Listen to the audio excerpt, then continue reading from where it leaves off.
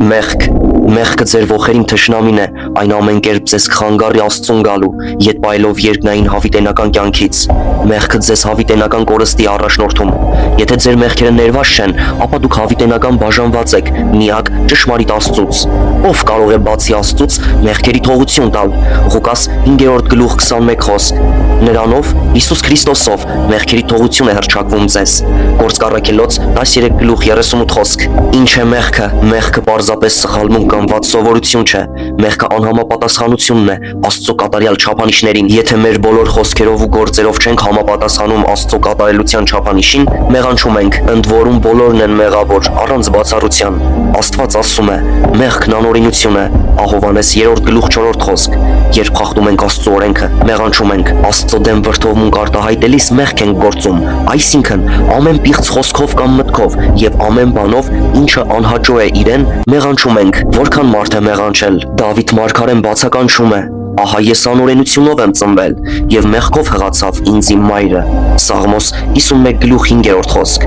Դավիթ մարգարեն մեղավոր էր։ Աստված ասում է. ամենքը մեղանչեցին։ Հռոմեացիներ 3:23 խոսք։ Կա միայն մեկ անձ, ով անմեղ է, ով մեղքին անհաղորդ եղավ։ Այդ անձը Հիսուս Քրիստոսն է։ Նրա մասին գրված է. նա մեղք չգործեց եւ նենգություն չեղավ նրա բերանում։ Ապետրոս 2:22 խոսք։ Որովհետեւ Աստված նրան, ով մեղք չգիտեր, մեզ համար մեղք արեց, որպեսզի մենք նրա մեջ Աստծո արդարներ լինենք։ Բ Կորնթացի 5:21 խոսք։ Եվ գիտենք, որ նա հայտնվեց, որպեսզի մեր մեղքերը վերցնի, եւ նրա մեջ մեղք չկար։ Ահովանես 3:5 խոսք։ Բոլոր մարդիկ բացառությամբ Հիսուս Քրիստոսի մեղավորներ են։ Ադամից մինչև այսօրվա նորածինը բոլոր մարդիկ չկարողացան Աստծո չափանիշին համապատասխանել։ Ո՞րն է մեղքի պատիժը։ Մեղքի վարձքը մահն է։ Հռոմեացիներ 6:23 խոսք։ Այն պահից, երբ Ադամը մեղանչեց, նա հոգևորապես մեռավ, հեռանալով Աստծուց։ Նրա վրա սկսեց իշխանություն ունենալ նաև ֆիզիկական մահը,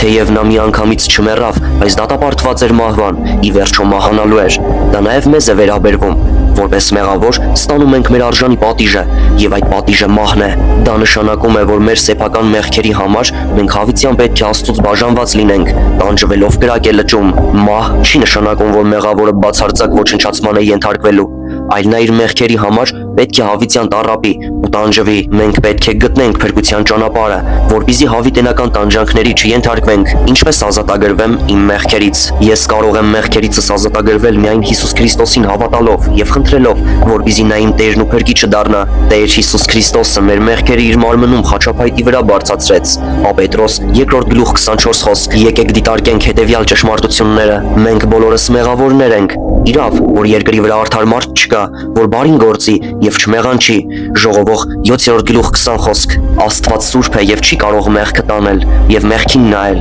Դու, որ աչքերդ մաքուր են չարություն տեսնելուց եւ անիրավություն մտիկ տալ չես կարող։ Ամբակում 1:13 խոսք։ Եթե մեր մեղքերը չներվեն, ապա Աստծուց հավիտյան բաժանված կլինենք։ Ինձանից դեն գնացեք, ով անօրենություն գործողներ։ Մատթեոս 7:23 խոսք։ Հիսուս Քրիստոսը մեռավ, որպեսզի ների մեր մեղքերը։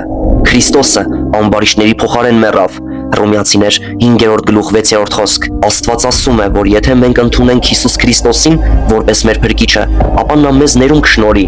որովհետև Աստված այնպես սիրեց աշխարհը, որ իր միածին որդուն տվեց, որ ամեն նրան հավատացողը չկորչի, այլ հավիտենական կյանք ունենա։ Հովհաննես 3:16 խոսք։ Աստված ասում է, որ իրեն մոտենալու համար միայն մեկ ճանապարհ կա, դա Հիսուս Քրիստոսին հավատալու ճանապարհն է։ Արդյոք ցանկանում եք, որ ձեր մեղքերը ներվեն։ Խնդրեք Աստծուն, որպեսզի նա ձեզ ների, եւ ասեք նրան, որ հավատում եք Տեր Հիսուս Քրիստոսին։